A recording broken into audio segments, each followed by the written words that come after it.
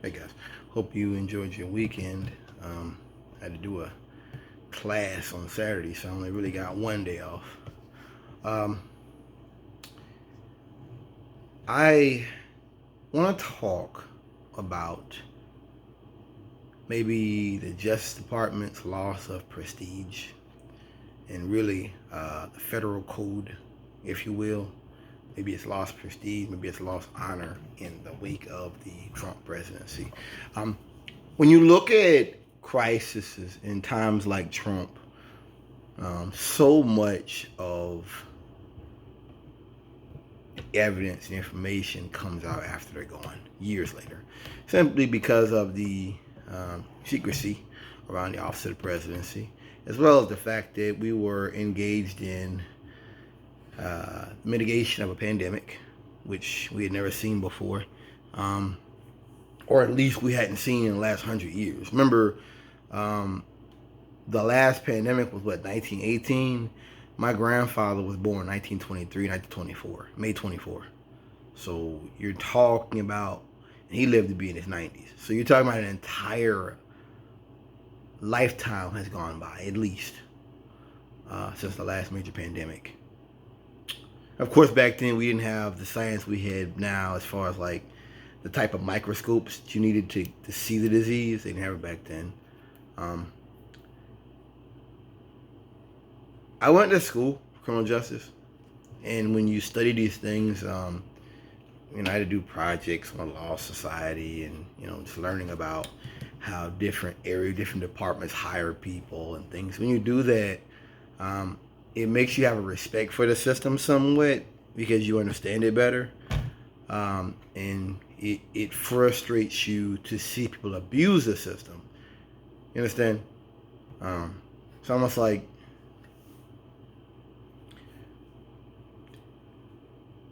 I think that historically, when you go to civil rights legislation in the federal code, um, I think that the justice system on the federal level has done a lot of good in a lot of areas where you had people who could not be convicted, where the political will, because law is political, law is political.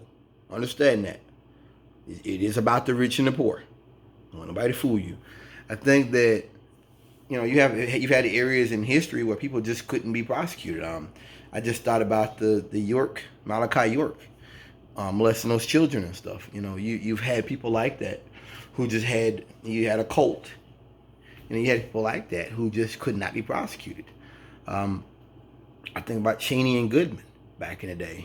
Going down to Mississippi to educate black people so they could vote, because there was a test back then, and they were murdered. They were thrown into the dirt, buried. One of them was buried alive, and it was the feds. It was the Navy came out there and searched, and they found the bodies.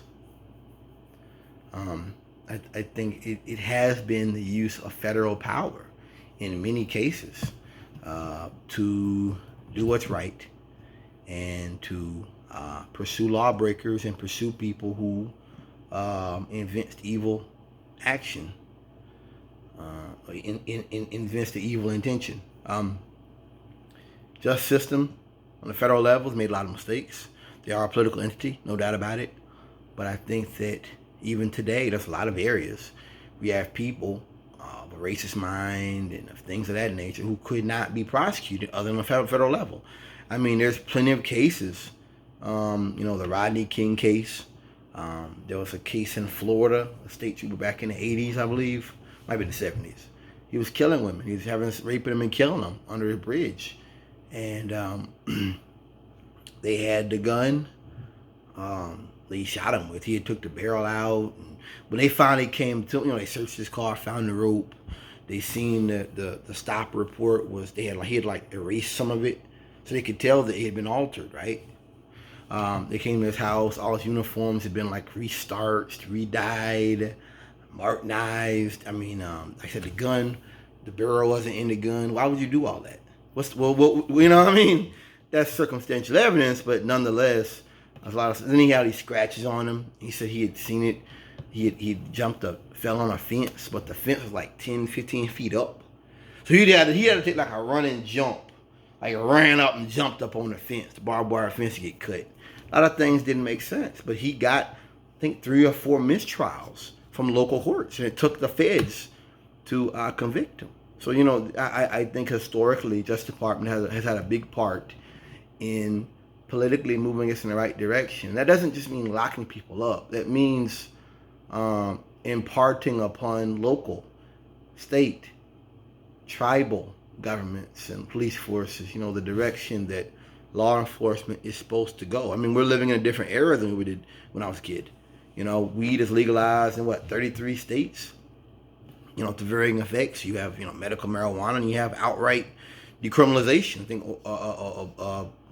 is it Oregon or Washington, where they actually legalized small amounts of cocaine and stuff? I mean, this is a different era. This isn't my daddy's era as far as the police force. You have the Bola stuff and the tasers. It's a different era. The mental health cops they have, the smart teams and stuff.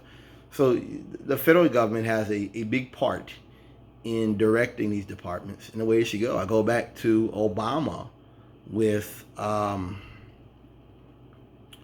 21st century policing report. People talk about Obama did so much for racism. The documents and reports that were filed on these officers in these different areas when he was in presidency. A lot of those cops weren't convicted. A lot of them weren't prosecuted at all. A lot of them kept their jobs, but it was the stepping forward and examining these problems that police departments have all over the country. Policing has historically been behind the times. They are forces of capital, no doubt. Stay on the subject. I think that, as I said before, historically, federal law enforcement was about moving above maybe politics, moving above things, and ensuring that the right thing be done as far as law. Trump will forever, in my mind, be a person that abused that for political purposes, like a Gestapo. That's what people say, cops are like Gestapo. That's really what that means. Gestapo, that doesn't mean like the cops are heavy-handed. No, that means the cops are moving in a manner in which to protect the status quo and to oppress the people. Gestapo doesn't just mean like torching people and beating them with hoses. No, that's not what that means. You're being used by politics to enforce an idea. We saw Trump using federal forces in Portland and other areas. We saw them coming into the cities with, BORTAC and stuff. That stuff, those are like secret police forces in a way. And, using them in that manner was political. That Trump was in a war with cities of sorts, liberal cities of sorts. I think that, the stuff Trump did using the servers to hide his crimes, I think that stuff, it put federal law enforcement back. Because law enforcement is supposed to operate upon the will of the citizenry. I mean, that's what they teach you. You are establishing justice and promoting the welfare of the people. There isn't just about chasing down criminals. It's about goodwill. And I think that Trump, the gassing at Lafayette Park, other actions that he himself ordered.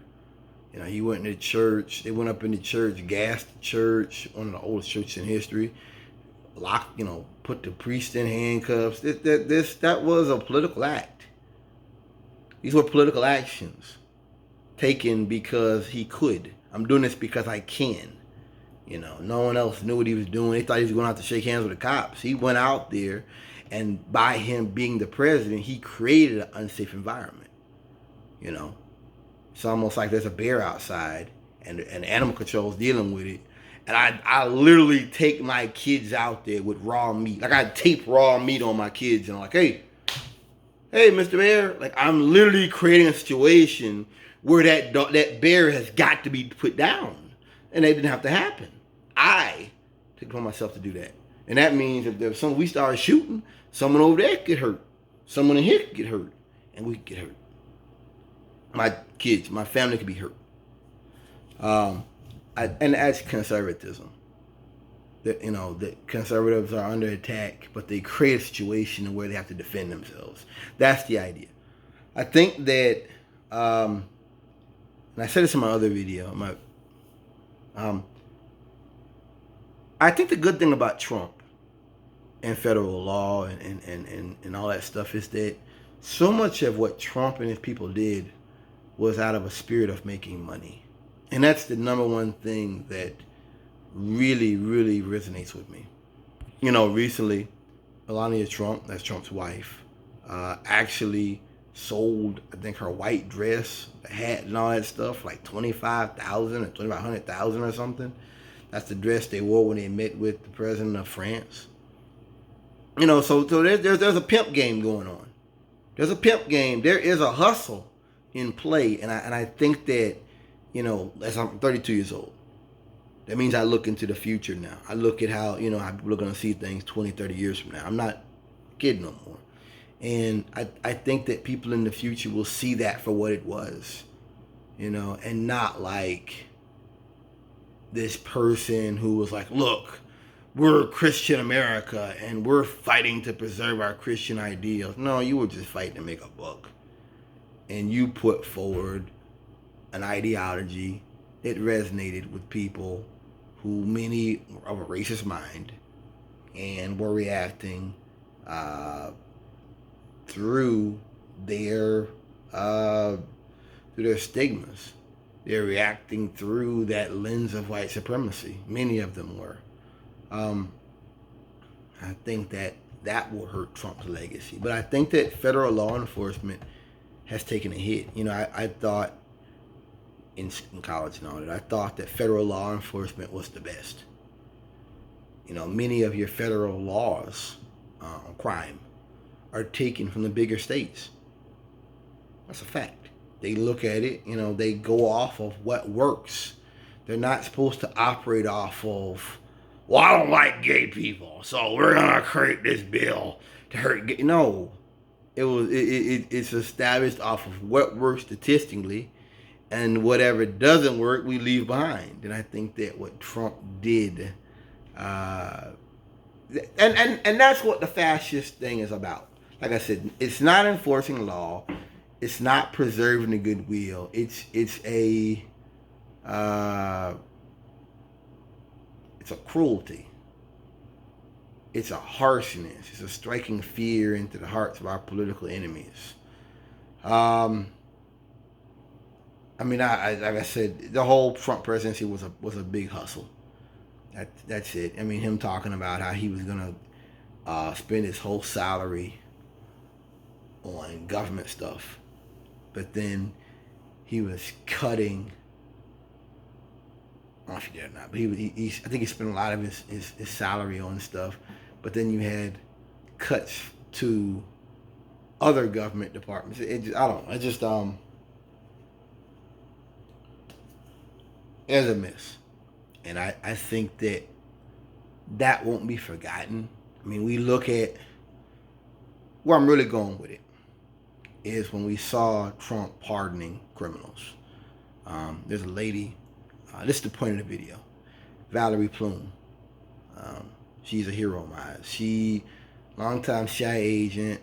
She went after gun traffickers, you know, weapons traffickers, things of that nature. And her job after 9/11 was, I think, go to Africa. Her and her husband would go to Africa and investigate if Saddam Hussein had gotten uranium and things of that nature for a weapon. And she was like, no, there's no evidence of it. And they tried to make her lie, and she wouldn't lie. And the White House, the Bush White House, exposed her information, leaked her information. How dangerous that is for her family, for her kids, for her husband, for her neighbors. People like that, when they hit, they kill everybody. Them people ain't just coming to like snipe you. They coming to kill because they want to send a message. They want to send a message. And I think it was 2 guys. They never got convicted for leaking, but one of them was convicted for lying federal investigator. I think it was Scooter Libby, and Trump pardoned him. I think that's something important to remember. That these people were prosecuted for crimes against a whistleblower. Now look at the world today. What if people knew then what they know now? I think that she's a hero. You're a hero not just because of what you do, or you're not just a hero because of what happens after you speak out. You're a hero for being willing to weather the storm. And you're a hero for making a sacrifice for a better world. That's what Valerie Plame did. She wrote a book. She was a hero. These are the true heroes, not soldiers fighting in some faraway country that most people can't find on a map against people who have never threatened the U.S. Your heroes are people who stand up for what's right. You're Justin Hobson. I think that Valerie Plame made the way for Snowden. And other Glenn Greenwald. She really laid the pathwork. We know when Trump was in office that there was talk of paying for pardons, a pay-to-play system. And just the fact that was even discussed, that even came out, tells you there's more to it. And I think that put the federal system back. It always will in my eyes. The fact that a president was even having them kind of discussions, because we never hear everything. We never hear how deep stuff goes until decades later. You never hear about stuff like that. You never do. Look at all the phone calls and tapes of Nixon and the racist shit he said, and Reagan talking about Africans being monkeys and stuff. You never know how deep the pool really goes, how deep the ocean really is. But this pimping the federal justice system and pimping the office of the presidency, by extension, made a mockery of federal code of evidence and of federal law in general. All your title stuff. You had all the folks that resigned when Trump was in office of things he was doing. We saw that.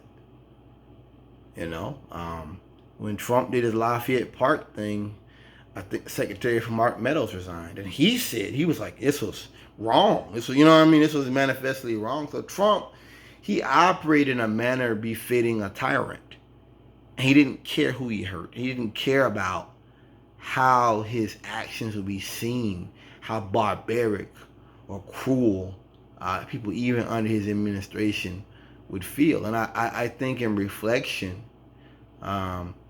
it's amazing how many people who work for him who can't find jobs. When you work in the White House, that's supposed to punch your ticket. When you work in the White House, that's supposed to be smooth sailing. And with Trump, it didn't happen. For a secretary of, I think, Department of Defense, no, not Department, for a national security level job like that, them guys don't resign. That don't happen. That's not normal. All the folks that did resign, to see, he had 4 Secretary of States. He had Sessions, and Sessions was like, we're not going to be bought and paid for or whatever, and he resigned, or Trump got rid of him, whatever. We never found out about that.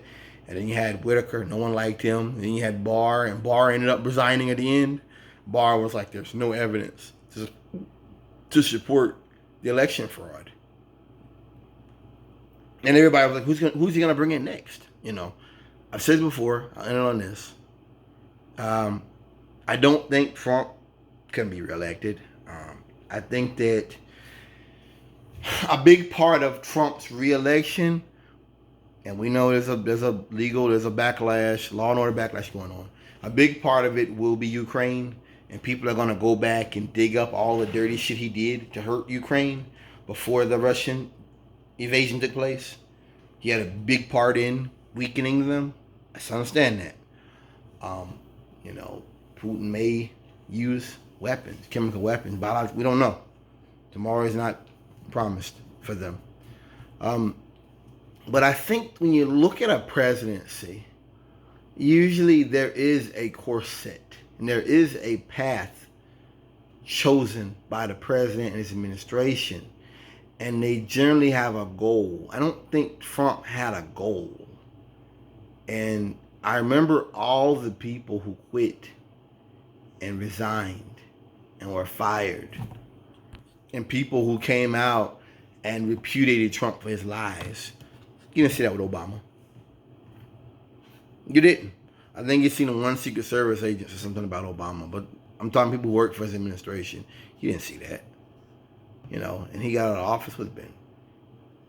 5 years, 6 years now? You didn't see this. You didn't see this many convictions. You didn't see this many charges. You didn't see this much stuff. You just did. It wasn't true. Obama was a Boy Scout in every way. You know, I may have disagreed with him politically, but I never morally questioned him as a man. And Trump morally is lacking as a human being, much less as a politician. I think that the fact that Trump's vice president spoke out against him, the fact that, like I said, Whitaker, that was his last secretary, Justice Department guy, come out and was like, yeah, it's bullshit. There was no evidence of any kind of,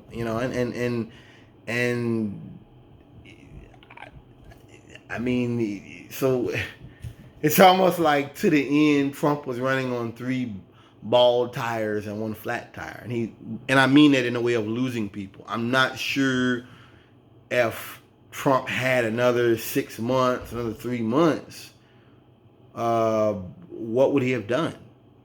You know, would he have gotten another Secretary of Justice, Department of Justice? What would he have done? You had Tillerson come out and basically call him a moron and he couldn't read. This is them talking. And if you don't believe it, then you have to. If you don't believe all the people who worked for Trump, who spoke out about Trump, then, and he picked for his cabinet and otherwise, then you've got to acknowledge that Trump was surrounded by crooks and thieves. It's one or the other. Either Trump is that bad, and there is some truth mixed up in what they're saying. There's some truth about it. When Cohen came out and spoke out against him, saying that he didn't believe there'd be a peaceful transfer of power. Man worked for Trump for 15 years, I think. When you've got this many people speaking out, that means something. Or like I said, he's surrounded by a bunch of crooks and criminals, and Trump only had them as a yes man, as yes men. Just give them thumbs up all the time. It's just sad that Trump did so much damage. I mean, I remember when you had the storms in Alabama, and he said there was a storm coming that way, and NOAA was like, no, they're not coming that way, and he altered the weather map. That's a crime. That's a crime to do that.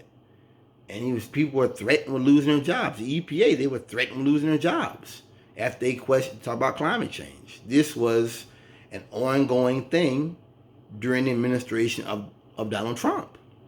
Threatening science, holding science in contempt, defunding the pandemic response team. I speak about federal law, but it was so much more than that. It was about twisting the federal government into a tool, a vicious tool of repression and of cruelty. And it's hard for me to believe that, as I said before, because I believe the federal law system was about putting forward the best and establishing justice and really ensuring the public welfare. I don't know. Thanks for listening.